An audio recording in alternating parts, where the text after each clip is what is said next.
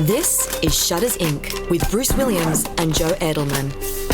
Hi and welcome to episode 557 of Shutters Inc. This is Bruce Williams from shuttersincpodcast.com, and joining me for the first time in way too long from Allentown in Pennsylvania, it is Mr. Joe Edelman. Joe, a very belated Happy New Year. How are you, mate? I'm good, Bruce. It is great to talk again. Great to hear from you. I didn't hear my specialized intro play. I hope it's still around. It played. Okay, good. Good. Just making sure. Yeah. Just making sure. So other than that, I'm doing good, Bruce. How about you? How are things down under? Mate, really good. I don't know if you remember what my room used to look like, but we've moved house since we last spoke. I heard that. Yes. Yeah. Very good. They finally got tired of you. The neighbors kicked you out or what?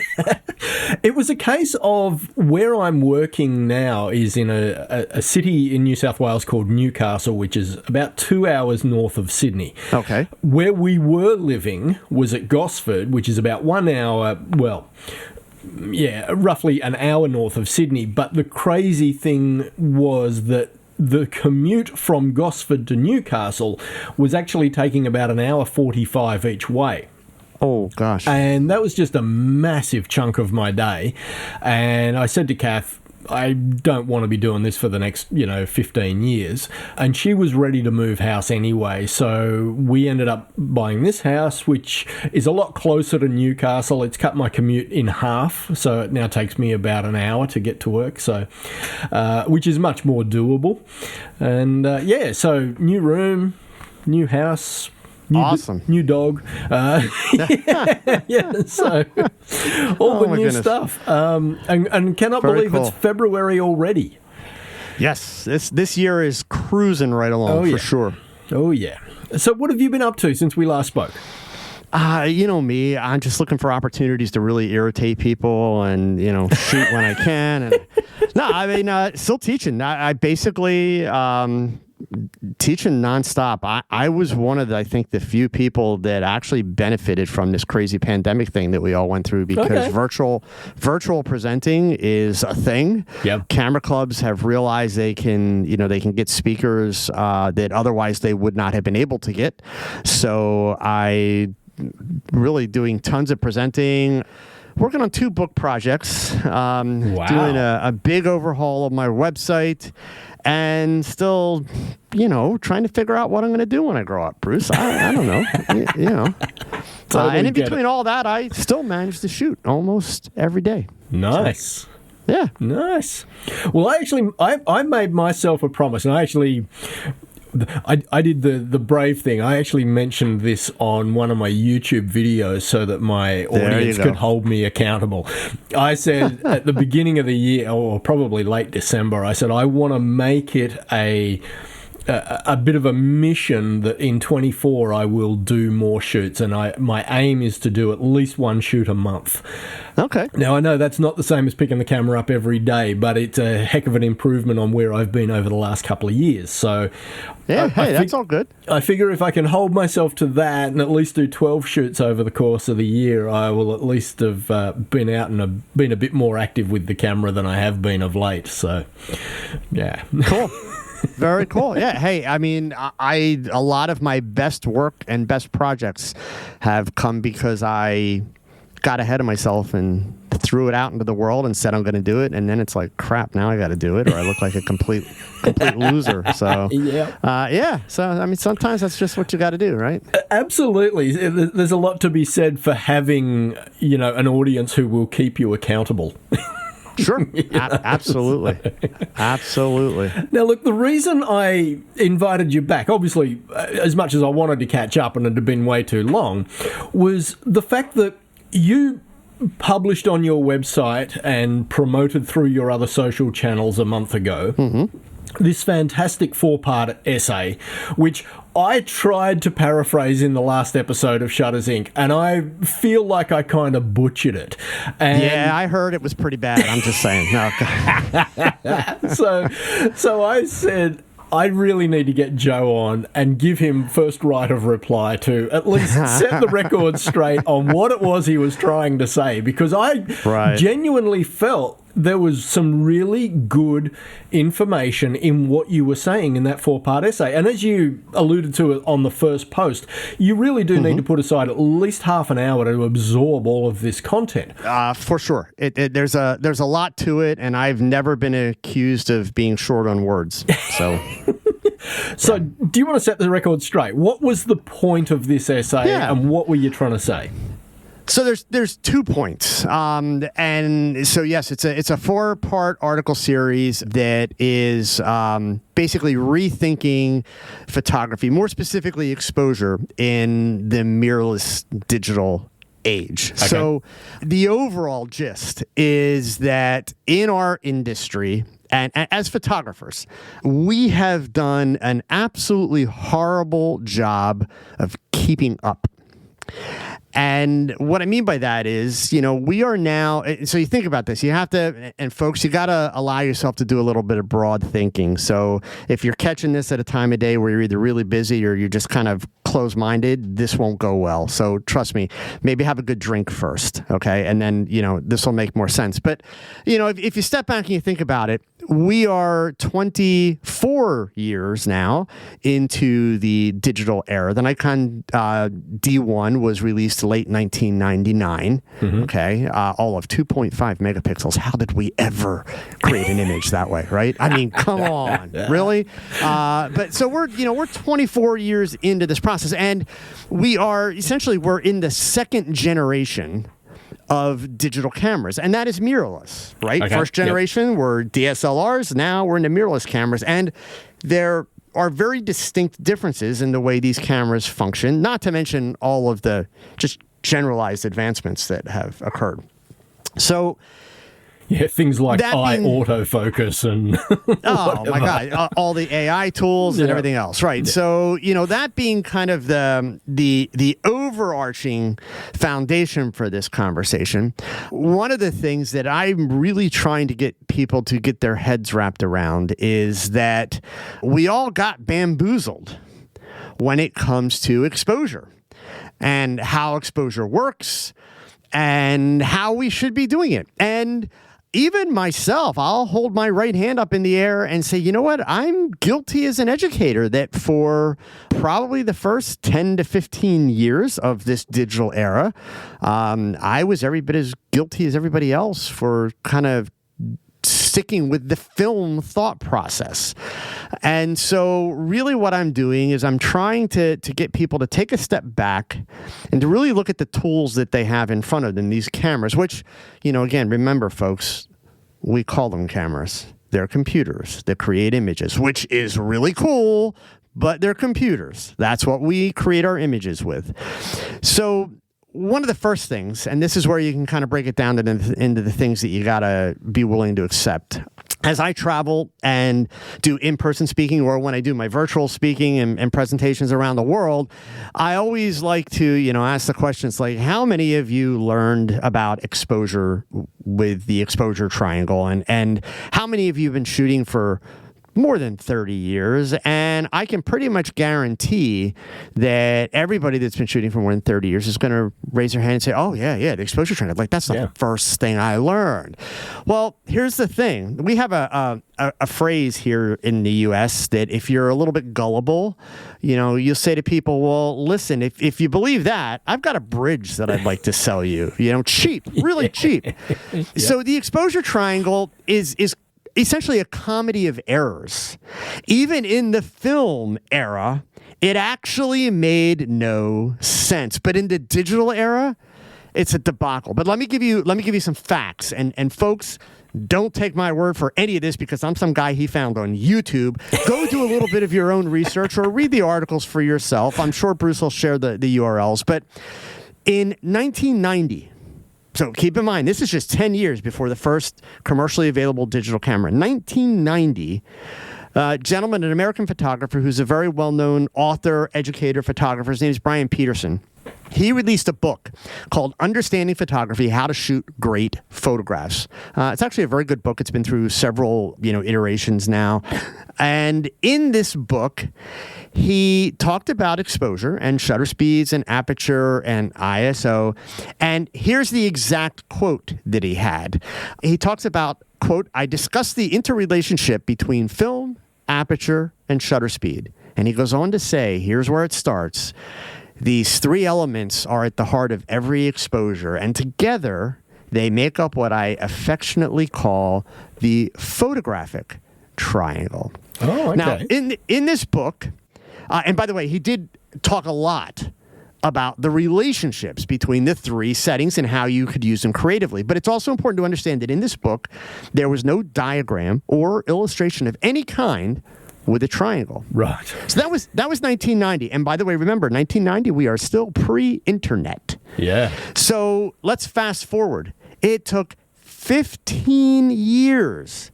So 2005, Right. a gentleman by the name of Jim Miyake, who at the time that he published his book, he was a full-time web developer for Alaska Airlines. That was his job. But he happened to start a web community, which even some of you folks down under may have participated in or may still participate in. It's called betterphoto.com. Right. And he published a book, again, his first edition of this book. This book's gone through many editions since, and it's actually a great book. The book he published is called The Better Photo Guide to Digital Photography. And he, on page 60 of his book, began by referencing Peterson's use of the phrase photographic triangle. And he went on to suggest that the triangle may be more sense if we call it the exposure triangle. And then just 4 pages later in Miyake's book, he talks about ISO and he explains that changing the ISO makes the camera more sensitive to the light coming into it. The problem is that even at that point in 2005, that statement Was wrong. was completely false. Yeah. And what it did, it did two things. One, it mirrored what we had always learned with film. And number two, it actually mirrored the common language that was being used by the camera companies, not how the camera works. Now, I want to sidetrack you for just a minute. Yep. A couple of minutes ago, you made the statement that within this, photographic triangle or exposure triangle, Yep. that ISO was not even a relevant thing in the film days. And I want to question that. Why do you say that? Because in film, there actually is a difference in sensitivity. There is. But so... Okay, let's break exposure down. And we are sidetracking, folks. We still got to come back to the triangle. Sure. So there are 3 settings, obviously, that we all deal with. Yep. And we have all pretty much universally, in the 70s when I learned photography, this is how I was taught, shutter speed, aperture, and ISO are the settings you use for exposure. And frequently you will see typed out shutter speed plus aperture plus ISO equals exposure. And that's actually a nice short way to remember, which, by the way, folks, is a lot more effective than a triangle. But that being said, it's been inaccurate for digital photography for over 20 years because we're now 24 years into digital photography. However, a lot of people argue, and I agree with this argument that I'm about to give you, that even for film, ISO is not and never has been an exposure setting.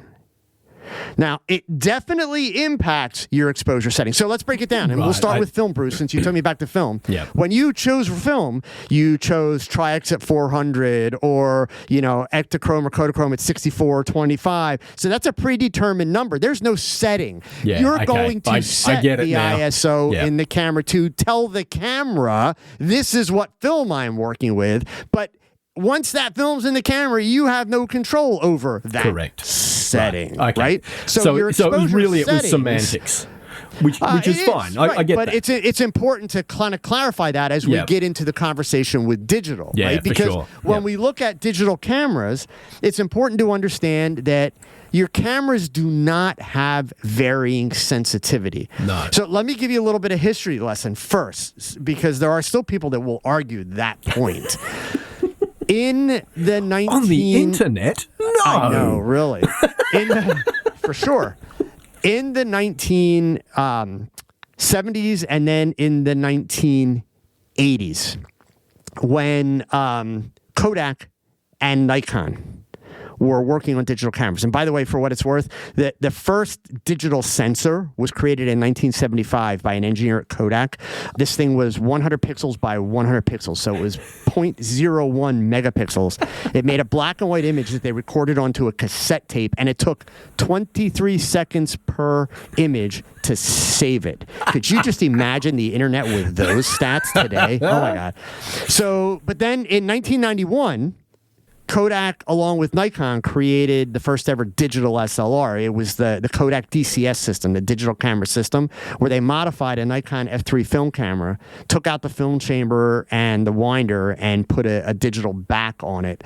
That was a 1.3 megapixel sensor. But while all this development was occurring, okay, there is actually a point to this history lesson. Okay. While all this development was occurring with the engineers, I would suggest, and this part I don't know for a fact, but I would suggest it was probably some smart marketing people that sat in on some meetings about these cool new developments who realized that in order to get photographers to adopt this new revolutionary technology, they would have to make this transition as smooth as possible. Because, look, I realize, folks, it's really hard to imagine photographers complaining or whining about anything or being afraid that something was going to ruin photography forever, like AI or, and indeed, what happened when digital technology came along? It's going to be horrible. It's going to ruin photography. That's not photography. It's computers, all that crap. And here we are, right? So very wisely, what they did is they kept ISO, even though there is no ISO in your cameras. The only ISO that your camera has is the base ISO. So every one of you, I don't care what brand, what make, what model camera you have, your camera has one sensitivity level. Period. That is what's referred to as the base ISO. Every other ISO that you can set on your camera, because I realize if you're a Sony user, you can go up to 128,000 ISO. Every other ISO is interpreting what that increased sensitivity will look like. So, Bruce, as an audio engineer, you completely understand ISO is gain. It's volume control, right? Turning it up, it makes the picture brighter. Turning it down, it makes the picture darker. And that statement that I just made, folks, that's going to come in really handy as we get a little further into this conversation, using ISO to make things lighter and darker. But the camera companies, indeed, they realize, look, we've got to make this as easy a bridge as possible for people to cross, or nobody's going to adopt these cameras. Because in the 1990s, especially, the camera companies all had a problem. This is going to start to sound really familiar, like we're repeating history. Shocker. In the 1990s, camera sales were down. Camera sales were down because how many film cameras could you buy? Yeah. How much change was happening from one year to the next in film cameras? Not a lot. Yeah. And so now, fast forward, what's happening now? Fortunately, there's a lot of suckers that because Sony says, well, we've got a new shutter, we've got this, everybody's going to run out and buy it like it's going to change their world. But the fact of the matter is, we're spending thousands and thousands of dollars on cameras that have technology that is beyond what we are capable of appreciating in terms of an end result, which is kind of ridiculous, right? But they have managed to obviously get much better at marketing and the psychology behind it, and they are able to craft the right stories around it. And folks, challenge what I'm about to tell you. Amateurs fall for it. They go out and buy this crap. You don't see professionals buying the latest Sony camera every time they release a new Sony camera.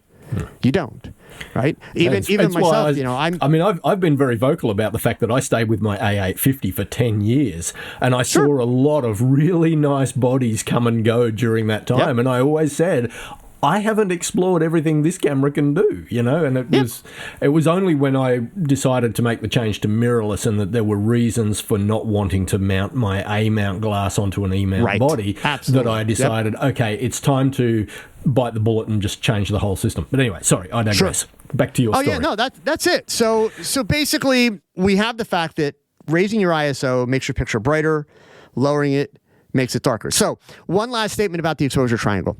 The exposure triangle, basically what it was something that was meant to be, very innocently, a mnemonic, which is a memory device. Yeah. But here's the thing. It's not. It's a poor memory device because a mnemonic, if you look up the definition of the word, is not actually a memory device, even though people call it that. It's meant to help you remember the understanding of what the item does. Right. Nothing about the exposure triangle creates understanding. I mentioned it. You didn't hear the phrase exposure triangle until 2005. Miyake's book in 2005 did not have a diagram with a triangle. The triangle itself did not appear anywhere until 2006. Okay. And guess where it was? It was on the internet. And if you Google the exposure triangle now and you click on the images tab, here's what you'll find. You'll find over 2 million results. If you were to go and count them, I gave up after 2,000. I found at least 2,000 variations on the exposure triangle, and people have tried very hard to create diagrams with arrows and light and dark and all that kind of stuff to show you how it all works, and they're all wrong. None of them actually function. So it doesn't help you understand exposure at all. But what I'm going to propose, which is going to blow a lot of people's minds, especially you old-timers, don't be a dinosaur, right? I'm going to propose that all the stuff that I had to learn about exposure, the idea that if I changed my shutter speed, I had to adjust my aperture, because remember, I couldn't just adjust the film sensitivity, right? All that kind of stuff. I'm going to propose to you that you don't even need to do that anymore at all. Okay. So we fast forward. Yep. I mentioned we're in the second generation of digital cameras. Those are the mirrorless cameras. Lots of great features worth talking about, but there's only one we need to discuss when it comes to exposure, and that is EVF, the electronic viewfinder. What that means is that for those of you that are still shooting with DSLRs, and by the way, if you're still shooting with DSLR, it's okay. You don't have to go out and buy a new camera because of this, but do understand, eventually you will come over to the dark side. You're not going to have a choice, okay? So, just, you might want to at least pay attention to this conversation because it will... optical viewfinder are numbered. Exactly, right. It will impact you eventually, okay? But honestly, I think the EVF, for all the stuff that people talk about with, all the AI and the autofocus and all this stuff, I think the EVF is honestly the biggest game changer in photography, like in decades, decades way beyond digital photography. The idea that I can put a camera to my eye and I'm seeing the finished image in real time is just incredible, right? But that changes the game. So now remember the history that I gave you. The camera companies decided we're just going to stay really low key. We'll keep using ISO as a phrase, even though it's not ISO, it's gain. In fact, by the way, folks, more proof in the pudding. Nikon, to this day, right now in 2024, if you read my articles, I have links to the two pages that I'm referring to. You can go to one page on the Nikon website, and they refer to ISO as changing the sensitivity of the camera. And then you can go to another page on the Nikon website, and they refer to ISO as something that increases or decreases the gain. Wow. With your sensor. Wow. So even on their own website, their marketing people are confused. Like, wait, how does this work? Right? So what happened, though, EVFs came out, and we all collectively, especially, us old timers that have been around for a while, we all collectively said, ooh, that's really cool. Yeah, it is. And then we kept on doing exposure the way we've been doing it forever. I know I did. Most people I know did it that way. And then one day I had an epiphany. And literally what it was for me, I have a 9-year-old grandson who plays baseball here in the United States. And baseball starts usually at the end of the March. It goes through spring. And they usually start at like 5:30, 6 o'clock in the evening, which means that it's always going to get dark by the end of the game. And that time of year here in the U.S., especially, it can be cloudy 1 minute, bright and sun the next, partially cloudy the next. So the light's changing nonstop, right? Yeah. But hey, as a photographer, you deal with that and you make the changes, right? That's what I've done my entire career. But I realized, why don't I just put this on auto ISO?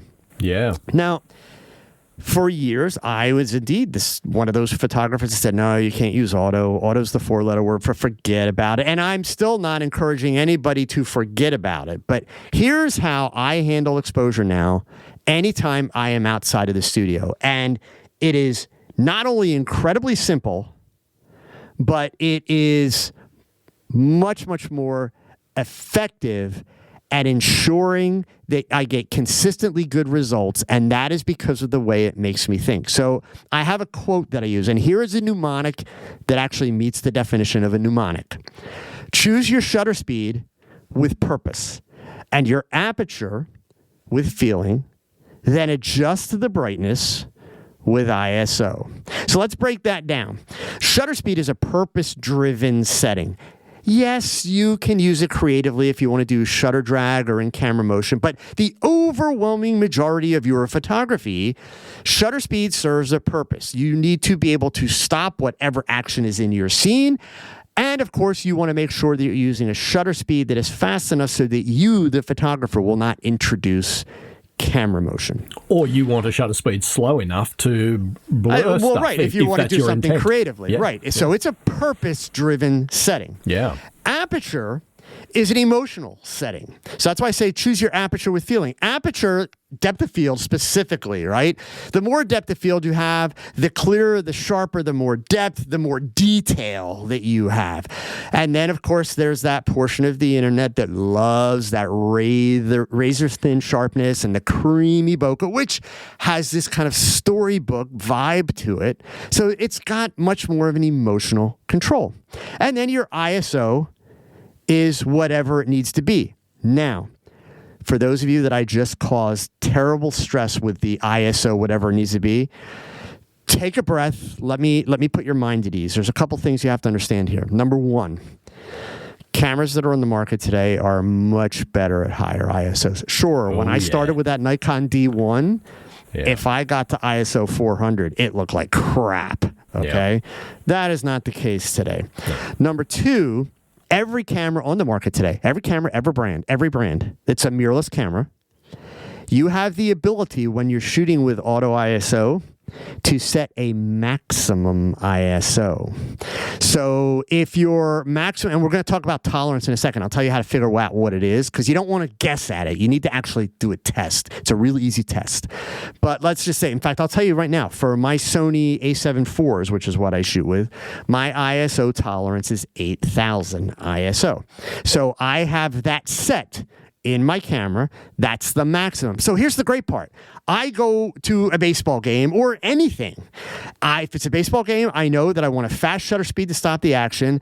I generally shoot wide open, but these are telephoto lenses. So on a shorter lens, it'll be a 2.8. On the longer lens, it's 5.6, right? So I'm going to shoot wide open. So now I know I have the settings that take care of the purpose and the feeling of the shot. So all I need the camera to do is give me the brightness. But it's a camera, which means it's a computer, which means it is not capable of understanding exactly how I want things to look, right? So on my Sonys, and by the way, also every camera in the market today, you can adjust where these settings are because they're configurable. They can all be customized, right? But on my Sony A7 IVs, by default, the dial on the back right-hand side of the camera is the exposure compensation dial. Yeah. So when I'm looking through my EVF at a finished image in real time, if I say to myself, oh, it looks a little dark, I just notch over 1 or 2 to make it lighter.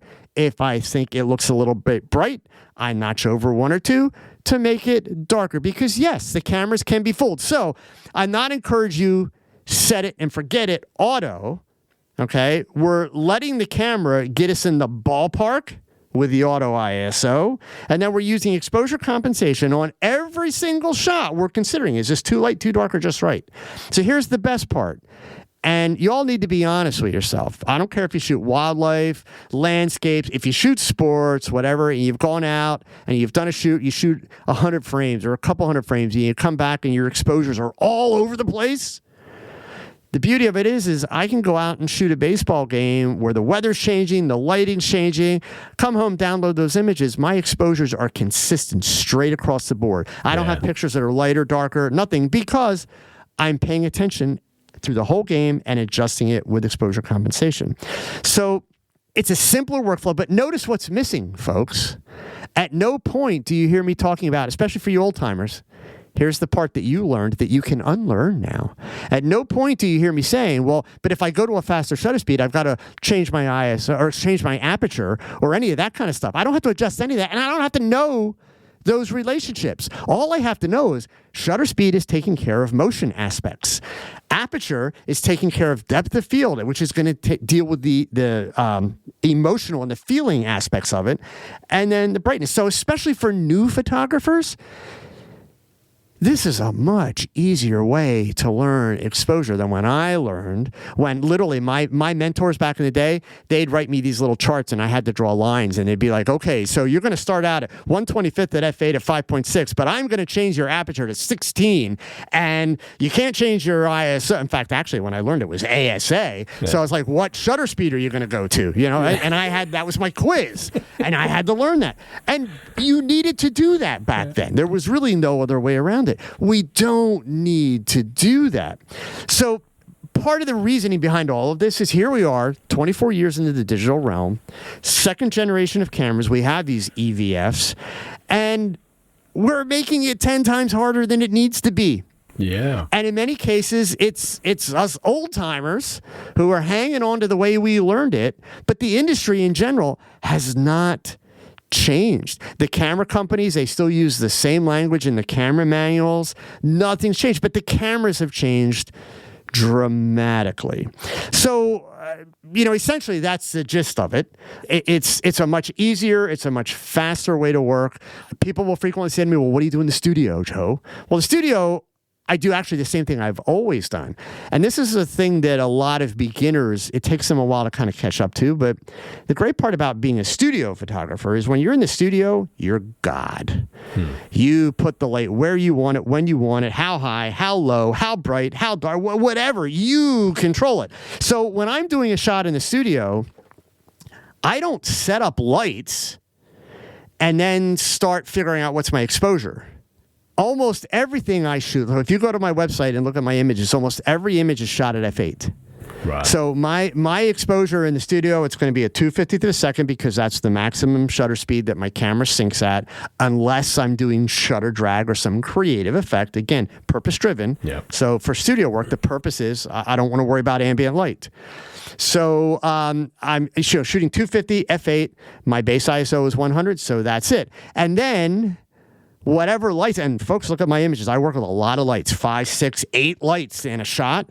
Every one of those lights is being set and adjusted to a power that meets that f8 that I'm shooting at. So, it's a completely different process from the studio. But when I'm shooting in any other situation where I'm not using flash, my cameras never come off of auto ISO at this point. There's absolutely no reason.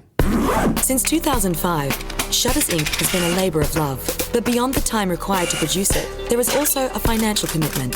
If you find value in the podcast and would like to help keep the servers running, hit up the Patreon link, which is in the show notes. Even a couple of dollars a month will help. Much appreciated. Now, back to the podcast.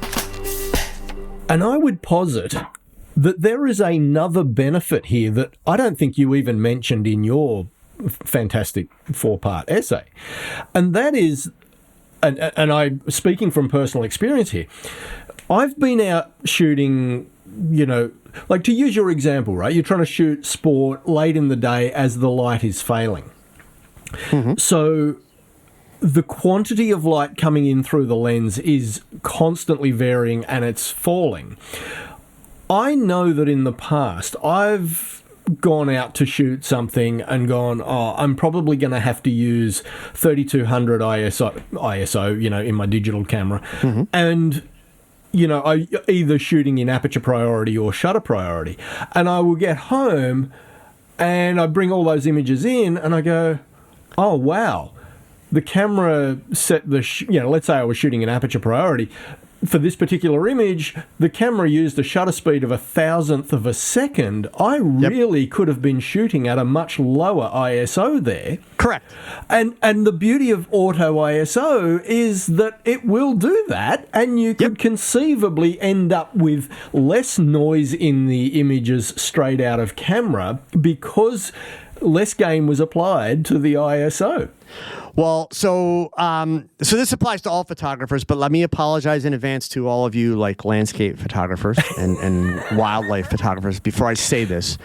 There is absolutely no reason, none. Now, this is going to really freak some people out, folks. I'm serious, so do me a favor before you react. Just really think your response through, because this is one of those things that I'm not trying to be cocky here, but I'm right. The rest of the industry hasn't figured this out yet. Fair enough. Even though the cameras have aperture priority and shutter priority, there is absolutely no reason in 2024 with a mirrorless camera to use either of those two settings. Those two settings no longer make any sense. Those settings were great when we had DSLRs. Yep. They made all the sense in the world. But again, what did I explain when we went from film to digital? The camera manufacturers didn't want to rock the boat to the point where people wouldn't adopt the technology. Why do we need? There is no benefit to shooting aperture priority or shutter priority settings at this point. None. And Bruce, you actually gave me a better example than the one I've been using.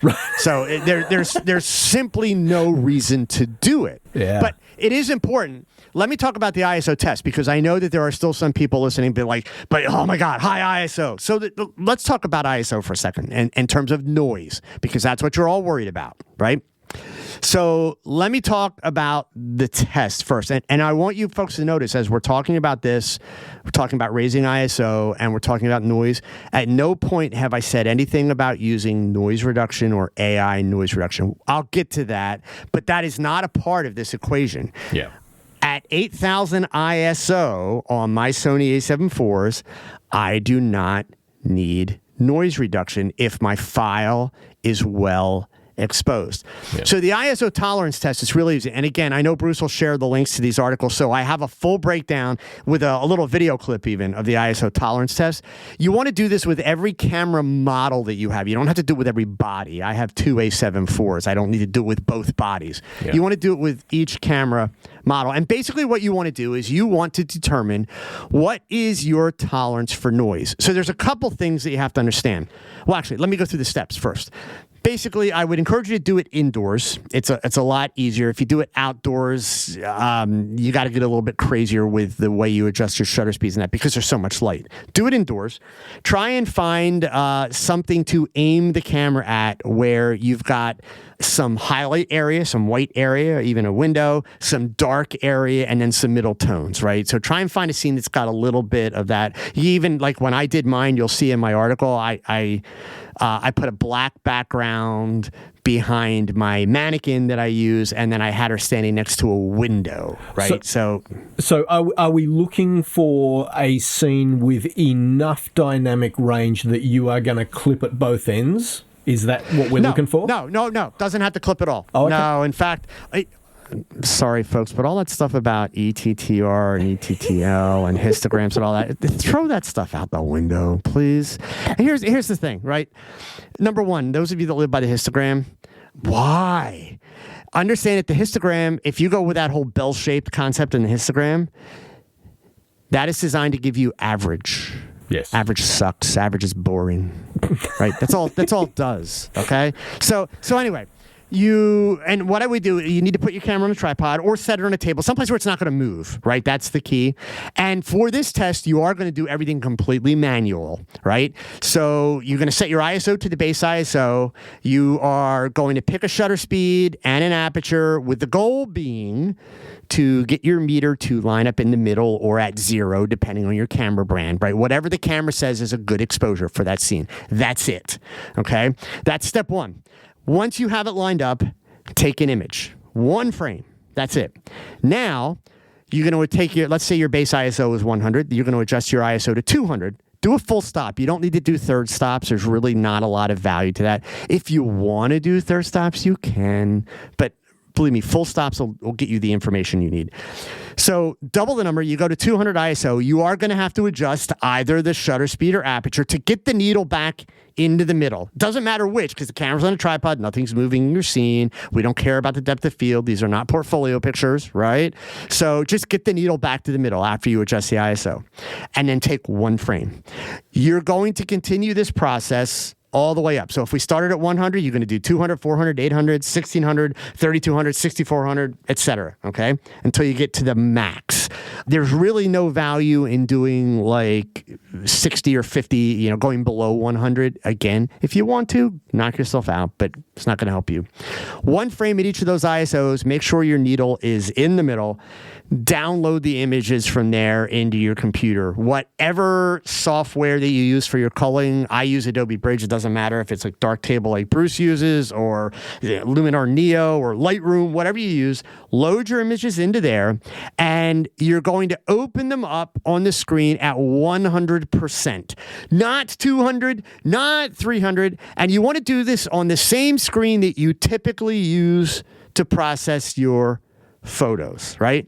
There is no value, folks, to putting these on like a 64-inch screen at 200% and leaning in so that you're 3 inches from the screen. That's not going to help you, because nobody's ever going to see your images that way, ever. Right?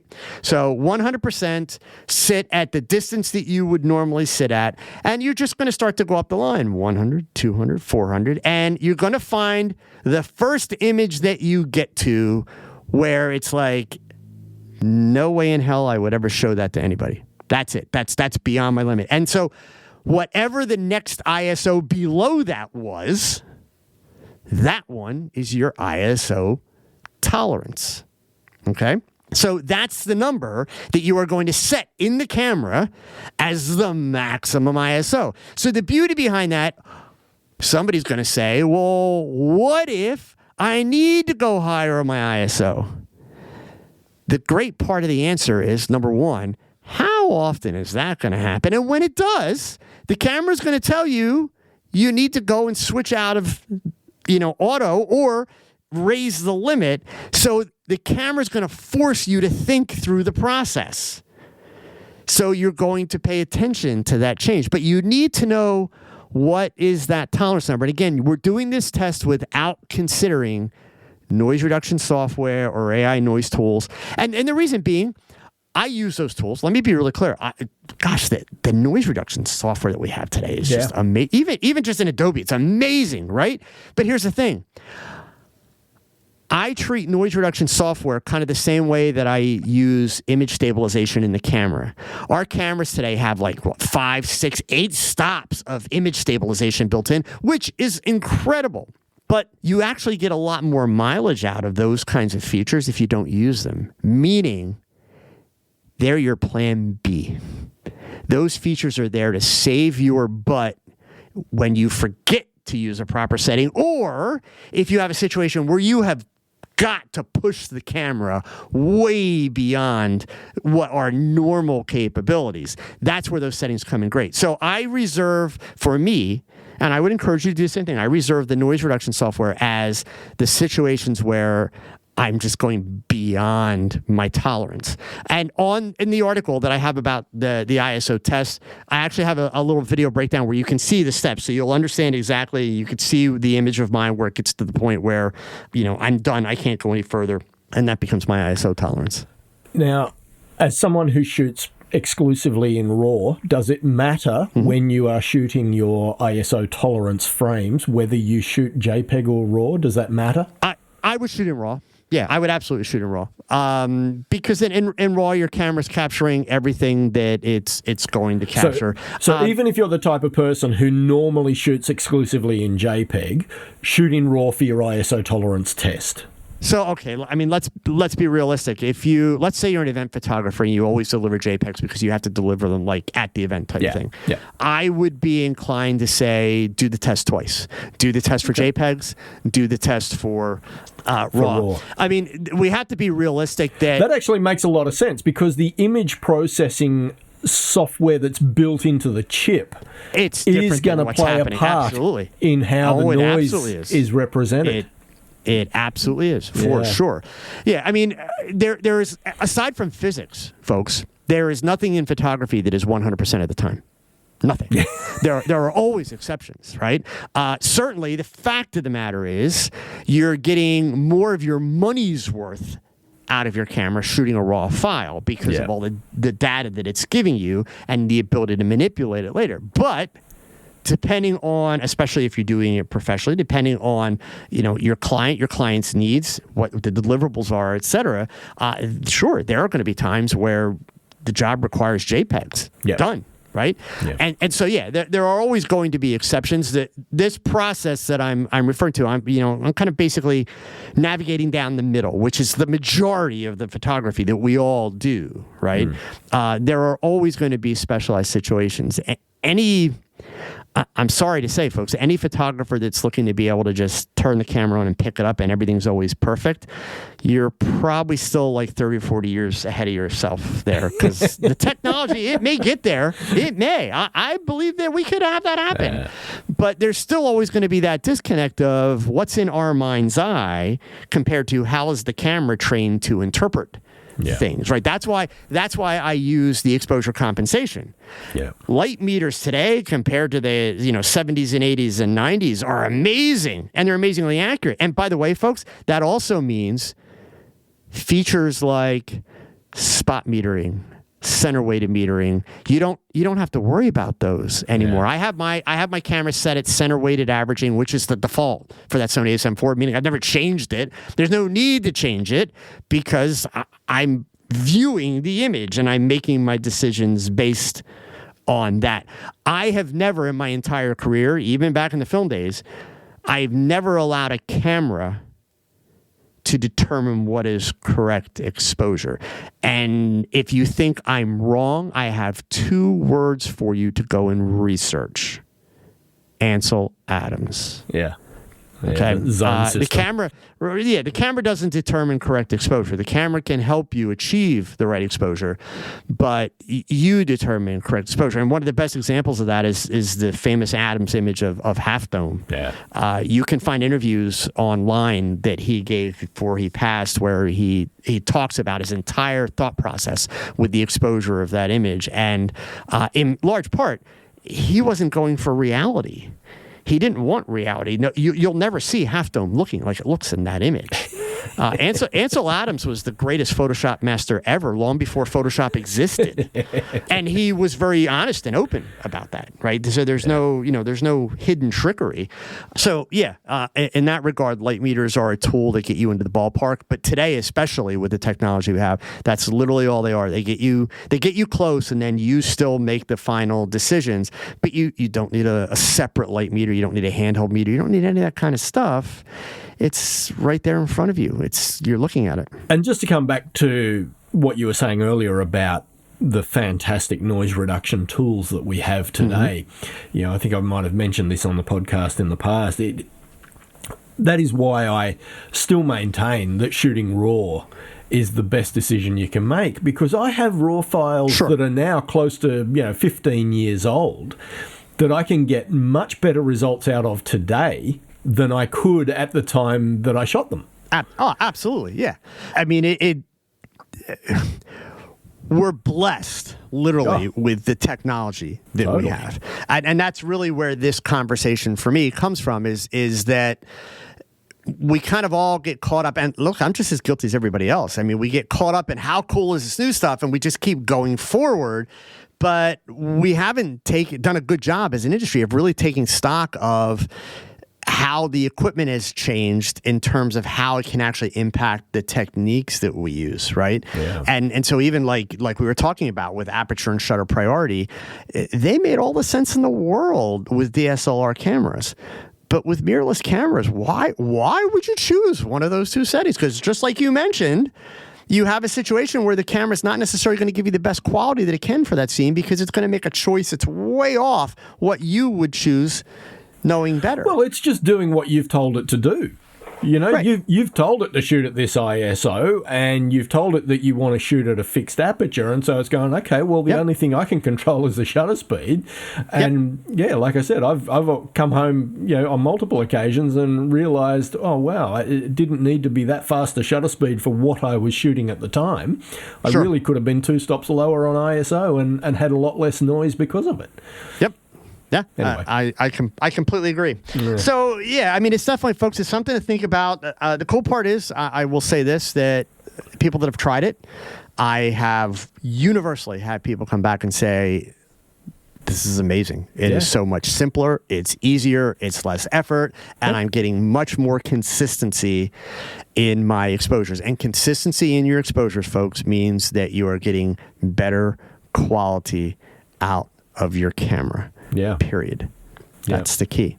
So, yeah, you can underexpose things ridiculously and still pull it out in post and then use noise reduction to get rid of all the noise that you introduced by, pulling a shot. But why do all that? Because the net result is still that you've lost quality. And to be clear, so I'm going to talk out of both sides of my mouth, so please make sure you understand this. We've been talking about how great the noise reduction tools are, and they are incredible. Yeah. However, I can go on Instagram right now or Facebook or any website with photography, and I can find you a crap ton of images that obviously have been run through AI noise reduction, and the photographer was not paying attention to details and overdid it. Right. There are very, shall we say, obvious tells that the AI noise reduction tools do. Just like even with the lens blur features that Photoshop has now, right? It actually works amazingly well up to about 30%. But the minute you get over 30%, there are obvious tells that it leaves in the image. Will that get better? Of course it will. Yeah. I have no doubt that it will, right? But we're early in the process, and it's easy to get carried away with these tools. And that's why when I went through this whole process of setting up the test and everything else, I wanted to leave the software tools out of the equation, because down the road, they're going to make things even easier. I mean, literally, it's not going to be that long before we will literally be able to shoot by candlelight. I remember back in the 1980s when Kodak came out with ISO 1000 speed film for the first time, and all their advertising was, a candle. It was a person sitting, behind a candle. And so, of course, every photographer, the first roll of film that they bought, went out and lit a candle to take a picture. And then we were all universally torn when we did that, because on one hand, how cool is that? I took a picture by candlelight. But on the other hand, I've never seen grain that big before in my life. Okay. So, it had very severe limitations. Those limitations are quickly going by the wayside, but AI is not perfect yet. We are early in the the whole learning curve with AI. It's going to get better. There will be some more stumbles too. I have no doubt about that, but it's here to stay, and it's going to make our photography better. Totally. Joe, a fascinating discussion, mate. Thank you so much. Anytime, Bruce. Anytime. Really appreciate it. And hopefully I've given you the opportunity to do it much more justice than I did. It's all right. I'll let you slide. Mate, so where can people find you on the web if they want to follow what you're doing? Easiest place to start is with my website, which is my name, joeedelman.com. From there, you'll find the links for Instagram, Facebook, YouTube, all that fun stuff. So I'm pretty much on all the platforms. Nice work, mate. Well, good to chat once again. My pleasure, Bruce. Thanks for having me, always. Anytime, mate. You take care, and we'll catch up soon. You do the same. Bye now. You've been listening to Shutters Inc. For questions, comments, and feedback, email theboys@shuttersincpodcast.com.